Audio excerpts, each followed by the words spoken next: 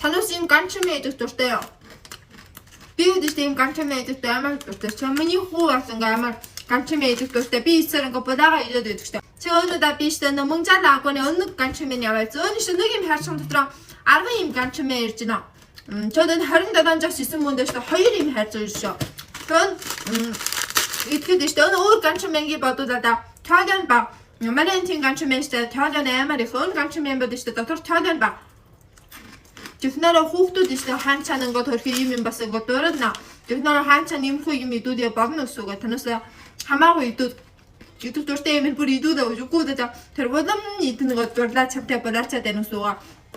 Ани итгэс үрсээ ха 27 жас юм 2 юм хайрч ирж шүү. Дотроо мада 10 юм болтой.